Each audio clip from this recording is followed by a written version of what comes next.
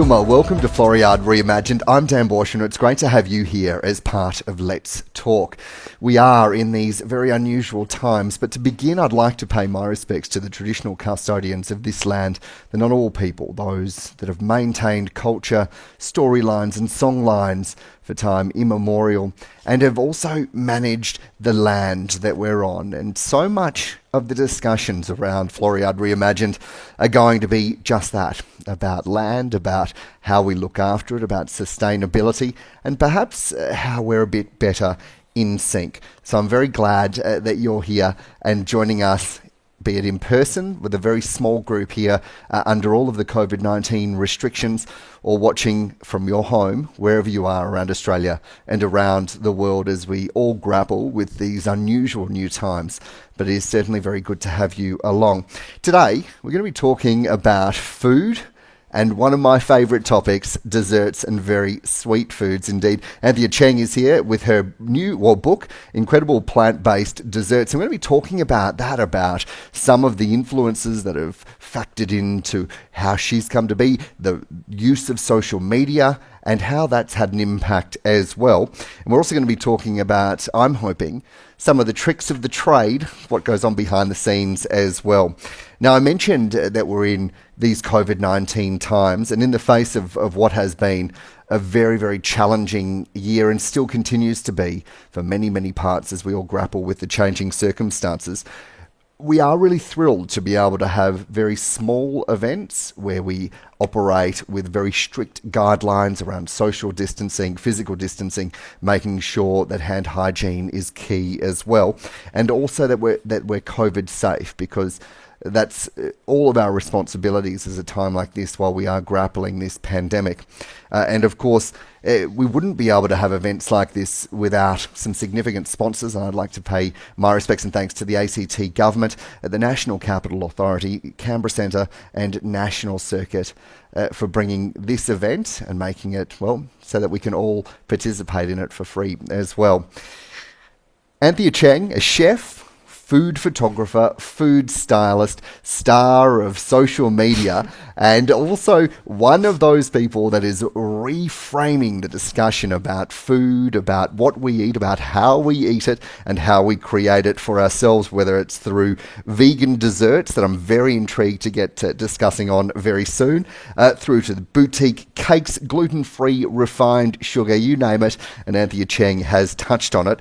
And you can find out plenty more about this at www.rainbownourishments.com, which is Anthea's website. It's on Instagram as well, and all of your favourite social media platforms. Anthea Chang, Yuma, welcome. Thank you so much for having me and for your very generous introduction. To be honest, I'm at home most of the time just working for myself, so I find it kind of strange and humbling when people talk about me in such a manner, so thank you. Well, I tell you what, I was moved by the book. I'm a sweet tooth, I'm not going to lie. Where did it start from for you? Oh, okay. Loaded question. So my parents owned restaurants throughout my whole entire life. I'm actually originally from Sydney. So I haven't known otherwise, but I had a very normal upbringing. Like, I went to school, went to uni. I was set on a very different career path. So I was working in Indigenous affairs in government for about 5 years. Then I realised that it wasn't my thing. But at the same time, I had a food blog in my last year of working in government. I found out that was my real passion. I was always really passionate about food because I grew up in that kind of environment. But you wanted to move away from that, didn't you? You didn't want to follow the pathway of your parents after they immigrated to Australia from Hong Kong in the 1970s. Even though they came from banking, administration, nursing, they found themselves in what I think we would dub now a fusion restaurant. In fact, they, at that time, to say that. they were probably at the very first wave of bringing those Asian influences, combining that with Australian staples as well. Yes, you're completely right. So growing up, my parents, although they were they're all about food and study, so I could only ever study or cook. So it was one or the other. There was nothing in between. We're always like, we're working so hard to bring you the best opportunities that you can, and do not work in hospitality. But I think they secretly wanted me to own the family restaurant at the end. So it was this conflicting message. So I'm like, okay. I agree, I don't want to work in hospitality, because they worked their butts off every single day, and they would bring their business to the family dinner table, and there was not one day where we wouldn't see their hardship coming from another country to Australia. Like, I couldn't imagine migrating to a country where I couldn't speak the main language. So it was particularly difficult for them.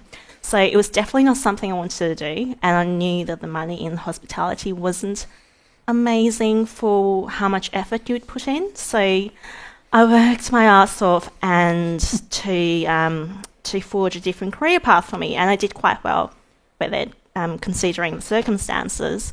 But food was still my second language, or my first language actually. I probably started cooking before I could speak. So yeah, so it felt so natural for me. I want to stick with the food thing, but we'll just take a slight tangent, Yes. because it was politics, it was humanitarian issues. You mentioned Indigenous affairs. Why that pathway? I studied and researched with Indigenous people and issues in uni. It was one of those subjects that I kept reading about and really stuck with me. It's something to do with being a marginalised group in Australia, and I had this fascination with memory and intergenerational issues and trauma that is quite personal to me. So for that reason, it was something that I wanted to explore more, and I'm still very passionate about it, but it just doesn't. Would love to combine it with my job at Rainbow Nourishments, but I'm still trying to find a way to do that. I guess because Rainbow Nourishments is about vegan food, so I do kind of explore marginalised groups in some way, but it's not exactly what I used to do. How much is food a pathway to having those conversations, to perhaps finding different solutions, having different conversations? Yeah. I think it's great. Like, I'm not the typical vegan who wears only black clothes and stands on the streets and asks people why they're eating meat and stuff like that. I'm probably the last person to do that, and probably run away from doing that, because I'm not the strongest advocate for... I'm not the strongest activist for being able to speak about that. So I think food is a much gentler way to prove that vegan food and the lifestyle is worthwhile. Why vegan? Why is it worthwhile? So my vegan story started when I was 14, which is quite some time ago, which probably reveals my age.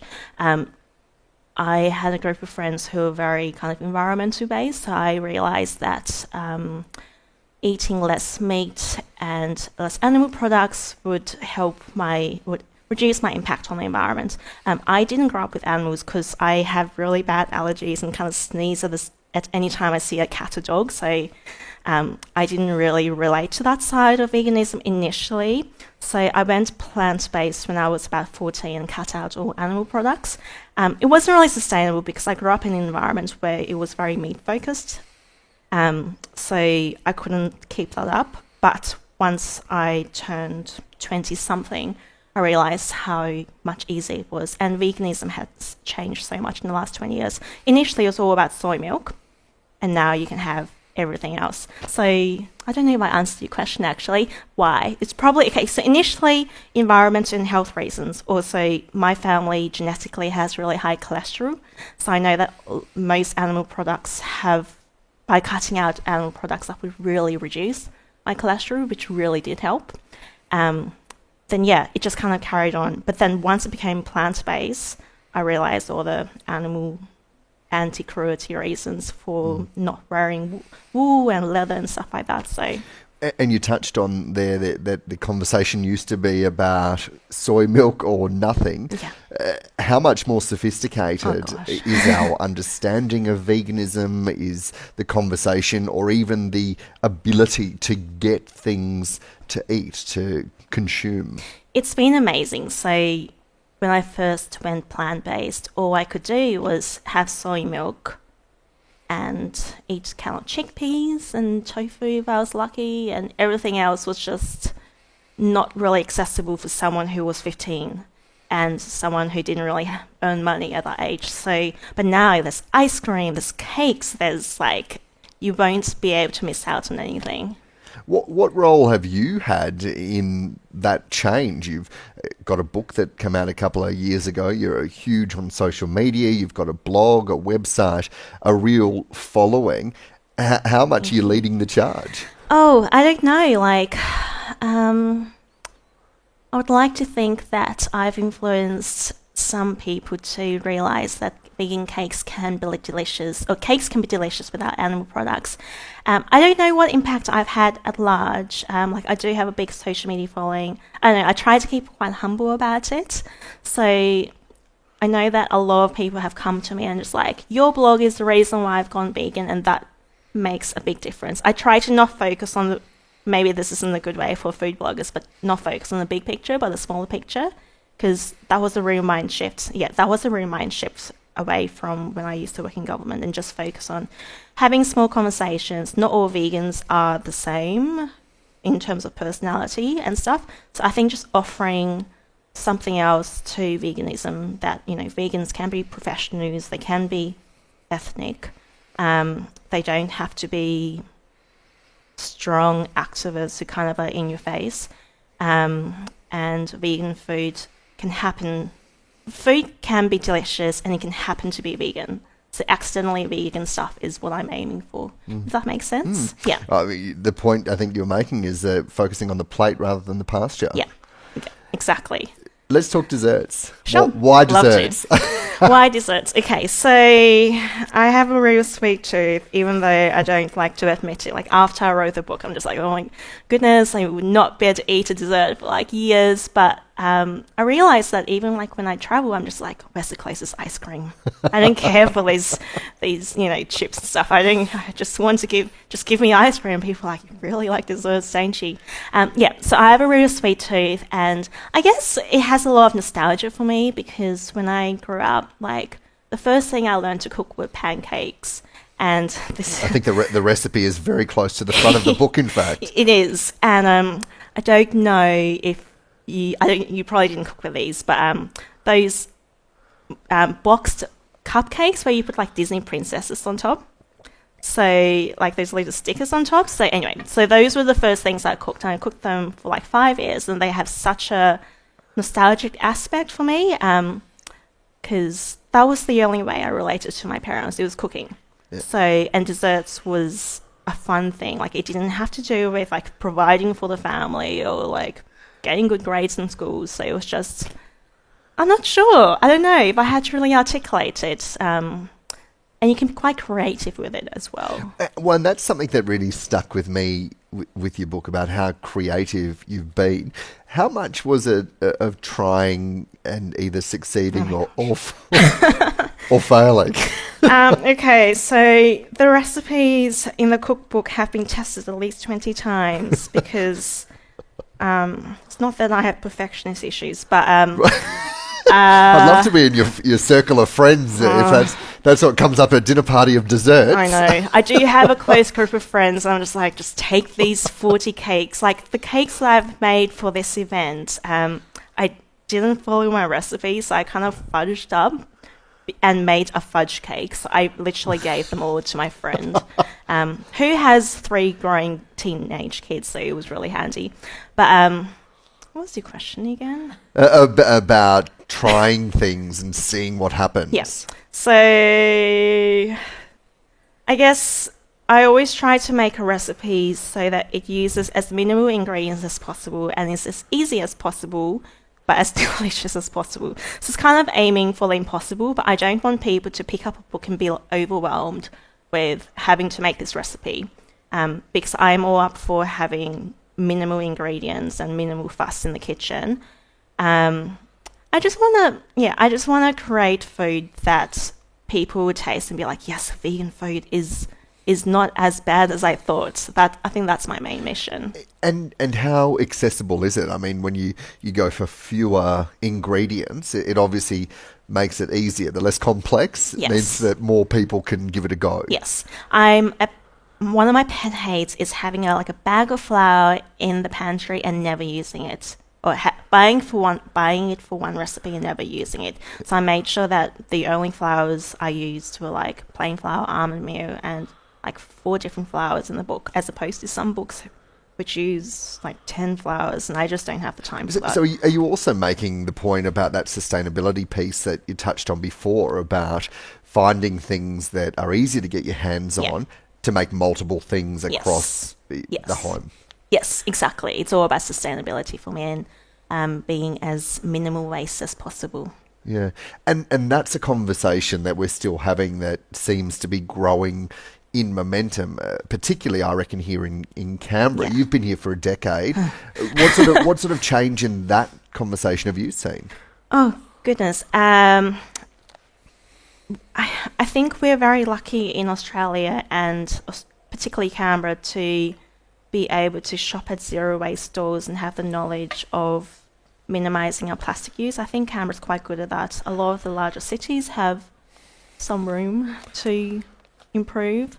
But I also realise that some of it can be quite, you have to be relatively privileged or have a certain level of income to be able to shop at those zero waste stores, because they can be quite expensive. I personally think it's worth it. But yeah, I think there's a bit of room to go, even though we have come very far in the last 5 years. Yeah, and I wonder why you think that this last 5 years there has been such change. Not too sure why. Like I know that a lot of the movement has started in other countries such as America.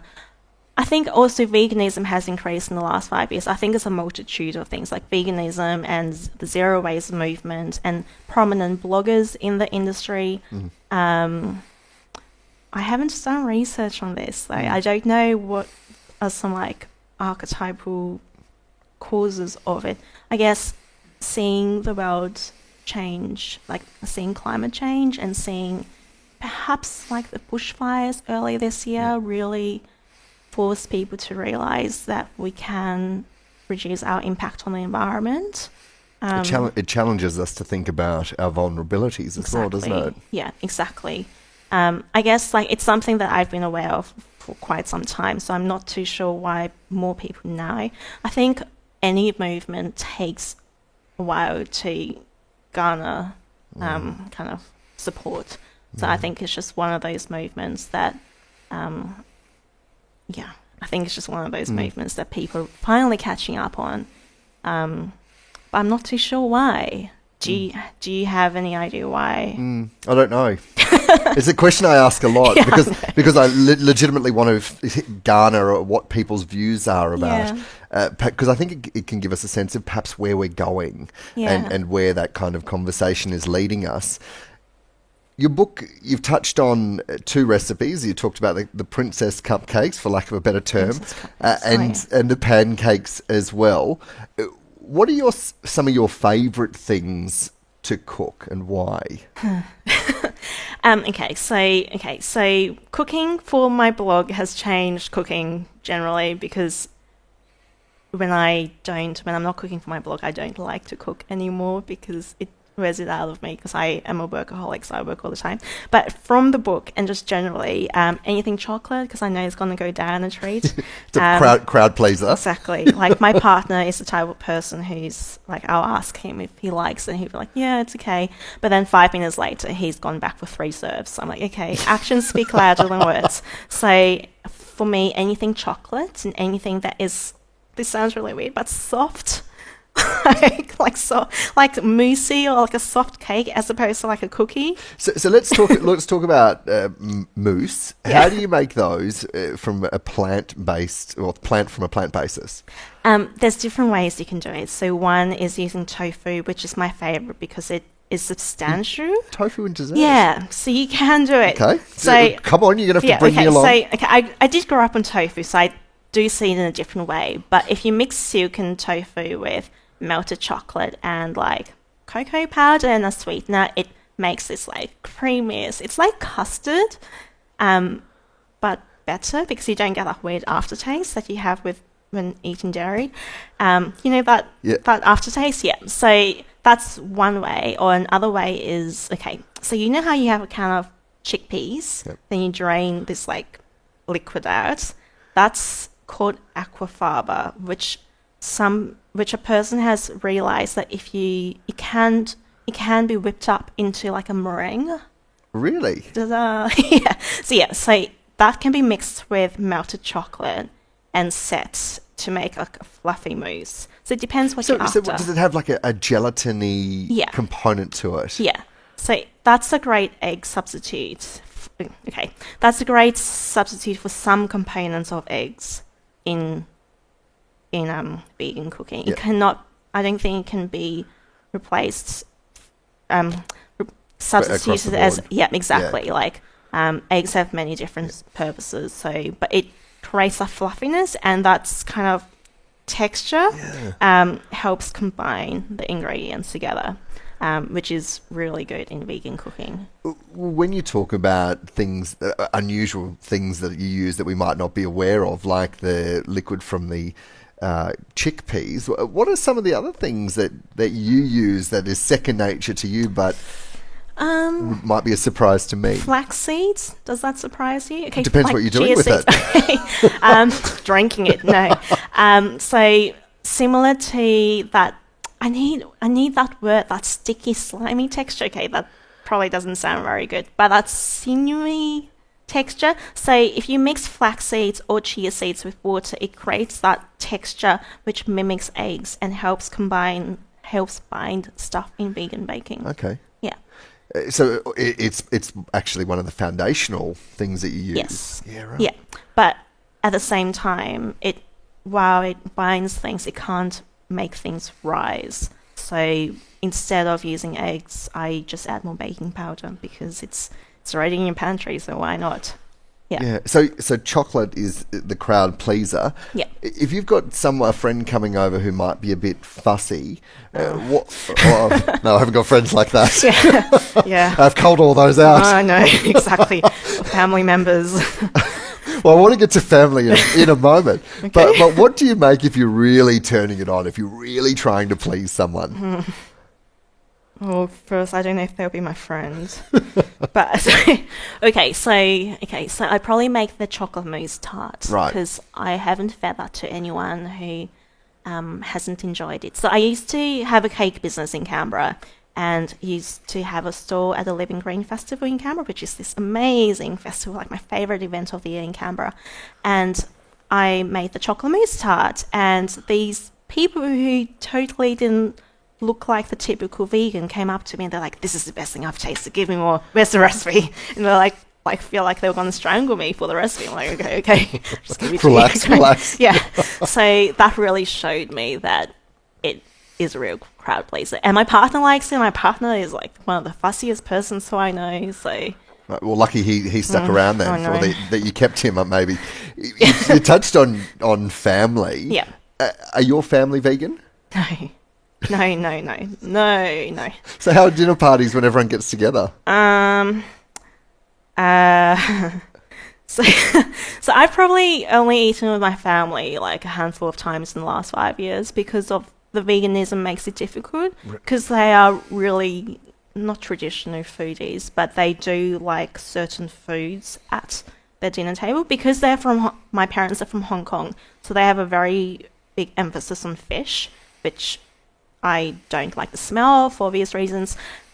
So eating together can be quite difficult sometimes. But my parents do make, do bend over backwards to try to feed me a lot of food. And how does what they make for you align with or challenge the orthodoxy of what you normally eat? It's okay. I think they kind of freak out and be like, "Oh my god, what's vegan? Is flour vegan, Anthea? Can you eat bread?" I'm like, "Aren't you chefs? Shouldn't you know this?" Oh my gosh. But I think it really challenged their paradox of food and just like, how can our daughter be vegan? But they've accepted it now. But what they feed me, I think they just freak out and just give me a big bowl of vegetables with soy sauce and like this cornflower sauce. I'm like, okay, all right, I'm working on it. But over time, they've incorporated other stuff in there, like noodles and tofu and mushrooms and stuff like that. So, sounds like it's a bit of a journey for them as well. Yeah, exactly. So I'm just initially it was quite like not smooth, but I think that they're becoming used to the idea of me not eating what they want.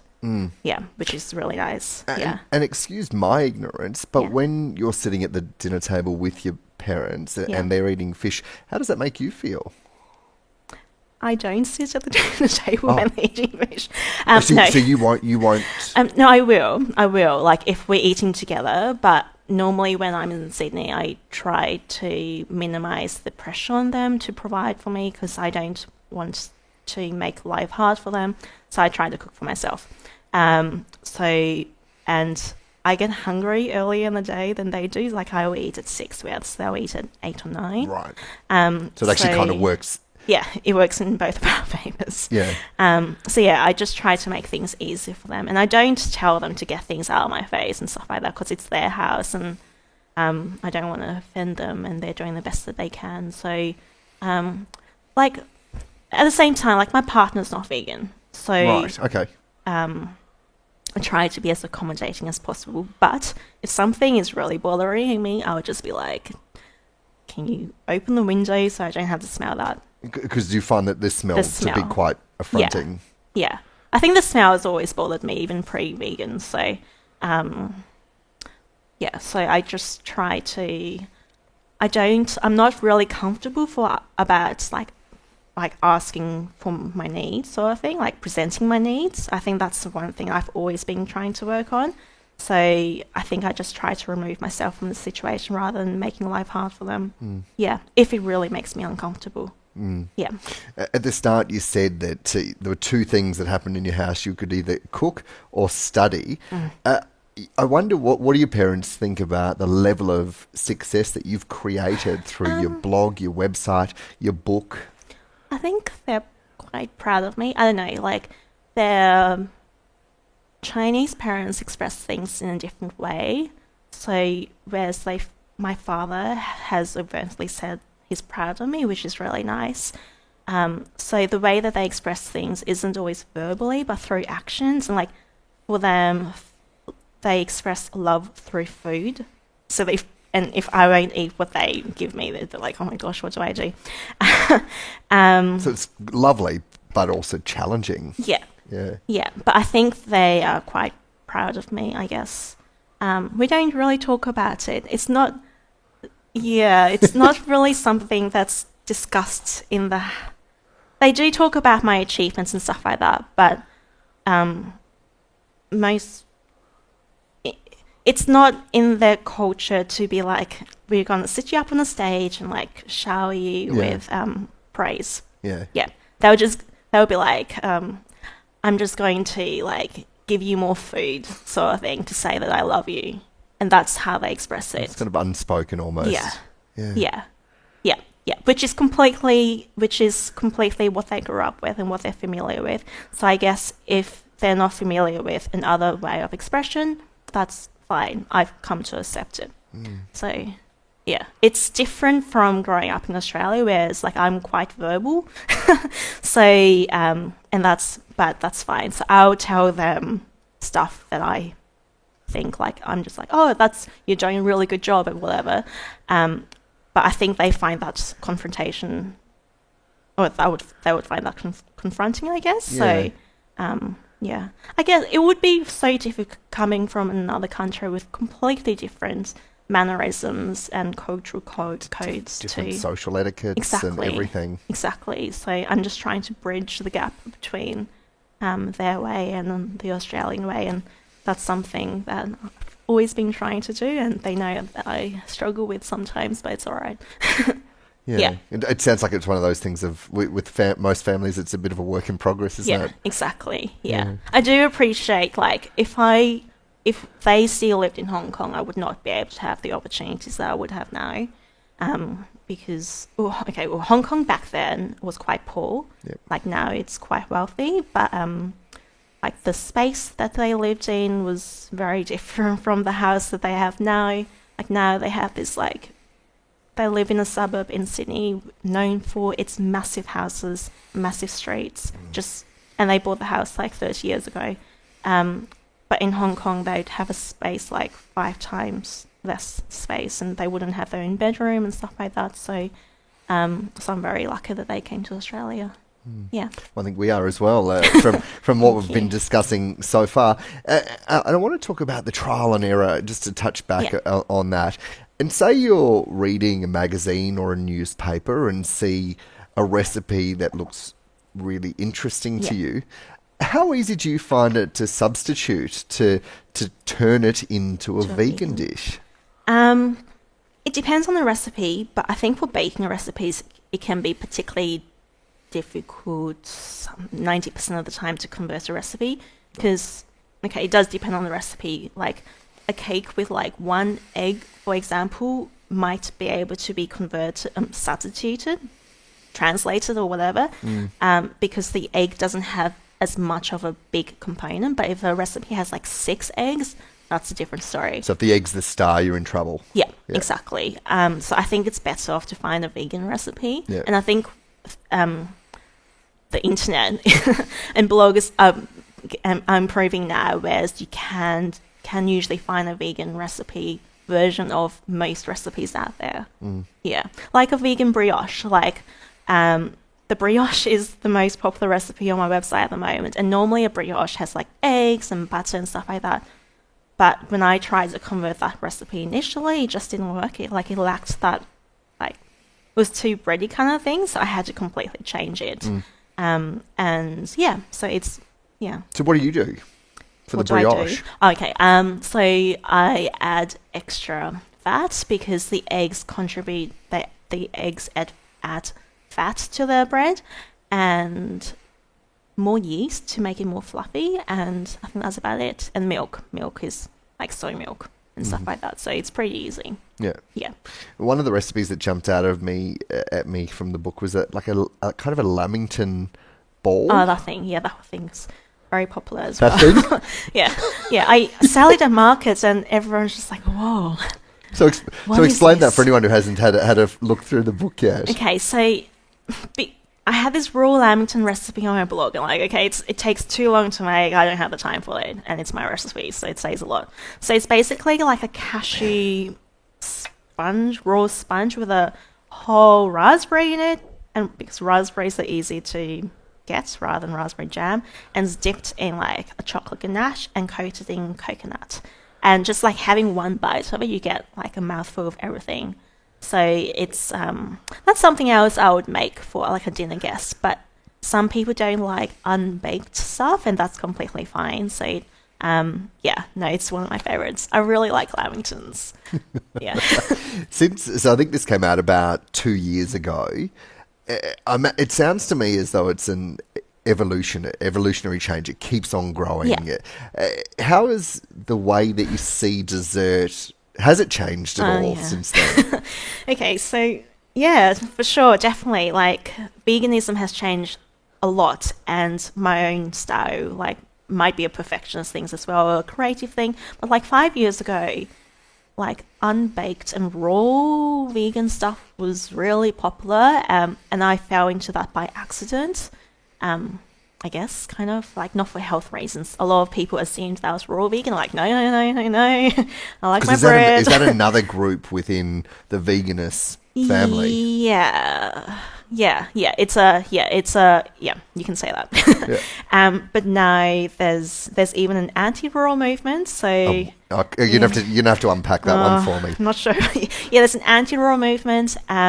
So now that's cooked. Everything has to be cooked. Not an anti-raw movement, but I think there's a lot of antagonism against raw vegans in the vegan group, in the vegan communities, for some valid reasons and some not very valid reasons. So, like any group, there's going to be disagreements about how to approach things. So, So yeah, everyone thought I was raw vegan, but like I think in Canberra it'd be very difficult because Canberra is cold and I do not want to be eating fruit in the middle of winter, and I personally don't find it very satiating. It suits some people, but with my body I'm like, no, give me carbs, please.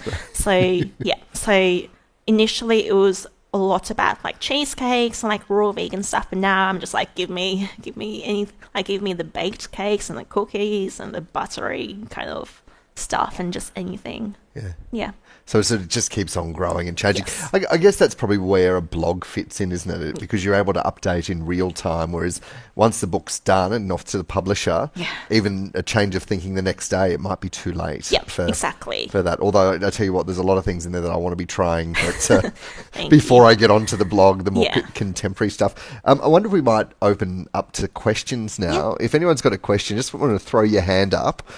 And come on, don't be shy. I've been asking a lot of questions. And we'll just get you to stand up and we'll get the microphone down to you at the front for that question. And if I can just get you to say your name at the start. Yes, please. Hi, my name's Kim. I just wanted to know if you find that you can substitute flowers. You talked about not having too many flowers in your cupboard. So if you don't have the right flour but you've got a recipe, can you just substitute, so almond meal for normal flour, for example? Yes, so it depends on the recipe. So with almond meal, yes, because so almond meal adds texture and moisture to a recipe, but for these recipes, you can 100% substitute it. I know because I've tried it for most of them. All I will do is add a little more oil because almond meal has the natural oils in it. And I understand that almond meal can be quite expensive, so I completely understand that. And you did just, by extension of Kim's question, you were talking about flour before, and I think your mum said to you, is flour vegan? I meant to ask you at the time, so is it? Yes. Right. Sorry. I have to pause for a while because sugar in America, some sugars in America aren't vegan because they use bone char to make it white.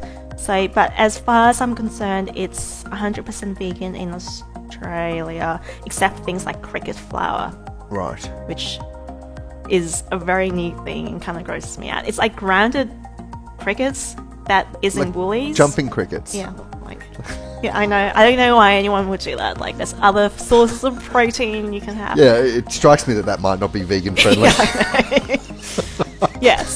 Flour's vegan. So any of the flours, unless it's the cricket flour, is vegan, and so you to go to that substituting. You can change them around, but I guess you've got to think about that, the oil content, salt and sugar. Where does that play into it as well?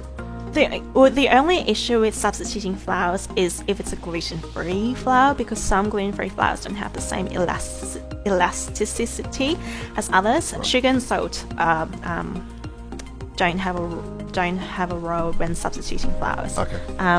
But you can substitute coconut sugar with normal sugar and stuff like that. Right. So, yeah, if that answers. Another question? Yes, just here. Hi, Anthea, I'm Leanne. Hello. I just want to ask about your workflow, so in regards to how many recipes a week, or how often you'd update your blog or your Instagram. I'd just be interested in. Yeah, sure. Okay, Instagram's quite a beast, so if I didn't have to work on social media, I probably wouldn't, because I don't think it's very healthy for humanity to be on social media all the time.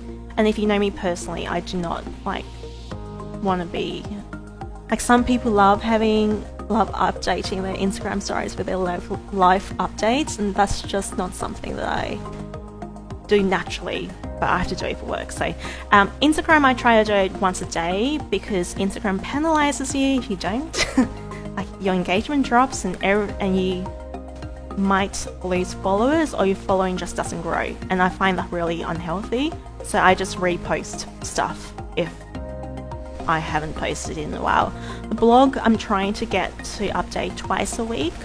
My blog's been around for 5 years, so there's a lot of recipes that I had 5 years ago that are really old and probably not something that I'd want to promote, so I'm going through a process of updating them.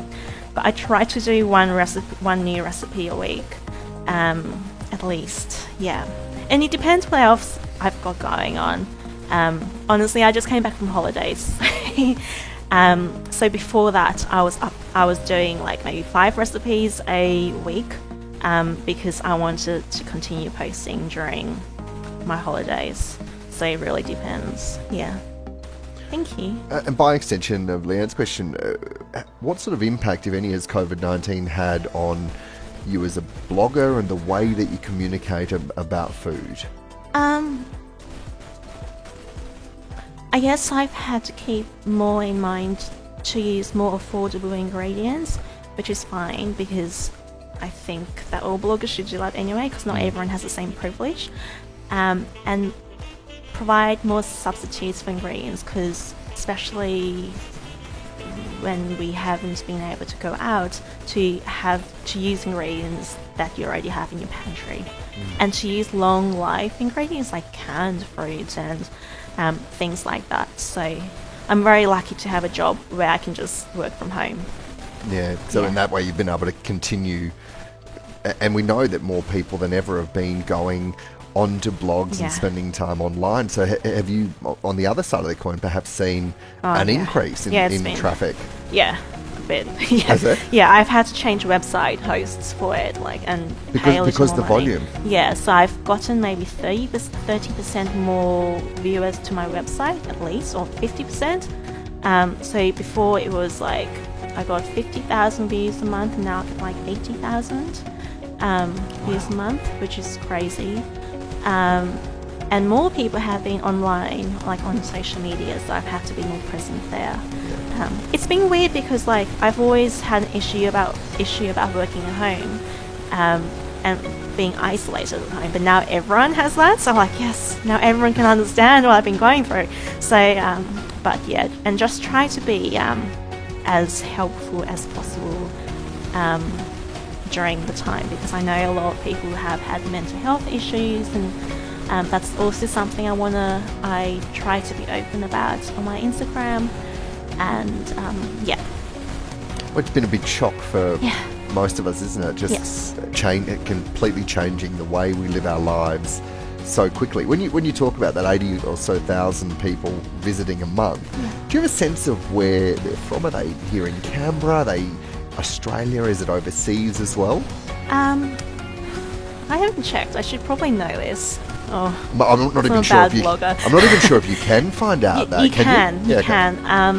I think America's the largest. I realise that America's got 13 times the population of Australia, which is crazy. America's largest, then comes Australia, like a close second. I can't remember the percentages, but I think it was like 30% America, 25% Australia. My Instagram's a bit different, but I think that's the case for my blog. So it's really nice to have more Australians, because I don't pronounce things with a Z and stuff like that, and the way I speak is probably very Australian. So it's a different communication style. It totally is. Well. Yeah. Do we have some more questions here? Yes. Hi, I'm Laura. I'm just wondering, like, you talked about tofu, and that's sort of something that was familiar to you from your heritage, but if there are other ways that you've brought flavours from your background and your heritage into your vegan cooking, because often I think vegan cooking can be very much sort of like, I don't know, like, for want of a better word, That is a good question. I think initially I did, but it sounds kind of bad, but my audience didn't relate that well to it. I'm like, okay, I'm just gonna ignore that. No, so like, I probably use a lot of matcha in my personal cooking. I don't know, it's difficult because the way that I do cook at home is very white mainstream. So I think I have to think about this. I think most of the savoury stuff I do is kind of Asian influence, but a lot of the sweet stuff I do is more white mainstream. In saying that, I think that's also been influenced because my parents are from Hong Kong, and Hong Kong was colonized by the British for 100 years. So they've really glamorized European culture, and I think a lot of my stuff has European influences for that reason. I think Asian cooking is quite different. Yeah, I think it's come across more in my style than anything, like being quite particular about things, but not so much on the flavors. I would do more if my audience relates to it more, but maybe in the future.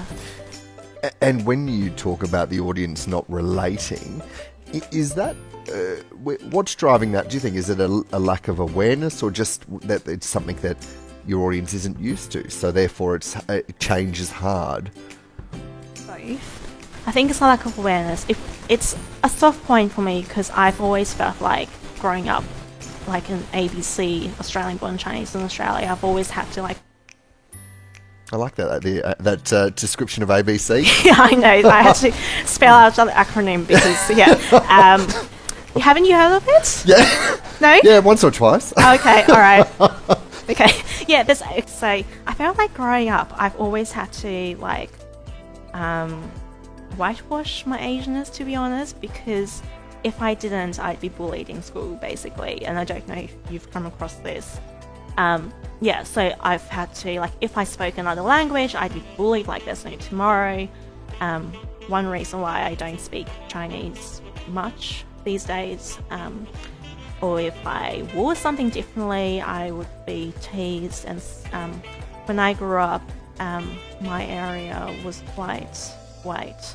So if you didn't assimilate, you wouldn't survive, or you wouldn't have friends, basically. So I found that was something I struggled with a lot growing up. So I think that comes across a little in my blog, and I think some companies get confused by it because they're like, okay, she's got a very Asian last name, Chang, but she doesn't have much Asian food on her blog, and I think that confuses people.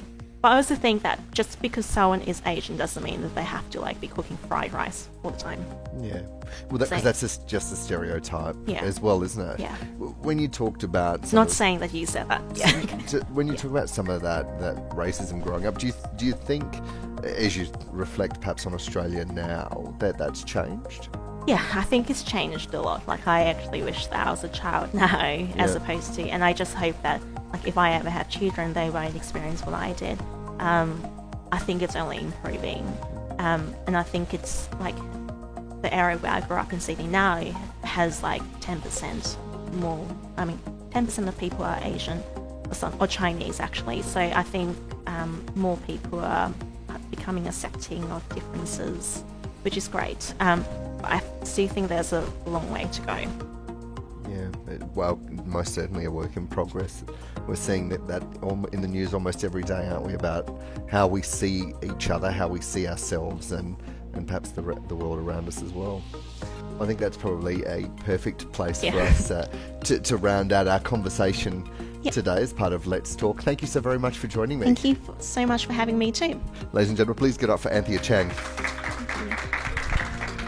And thank you very much for your company today here in COVID-19 restrictions, and for joining us wherever you are at home around Australia and around the world as part of Floriade Reimagined. There's plenty more information at Floriade Australia online, where you can find out about all of these Let's Talk events, about the more than 100 sites where flowers are right around Canberra in our region, and also all of the other events, the podcast series with Lish Fayer and Adrienne Francis as well, talking about sustainability and some of those very big, complicated conversations, and I'm sure that you'll love that as well. Thank you so very much for joining us.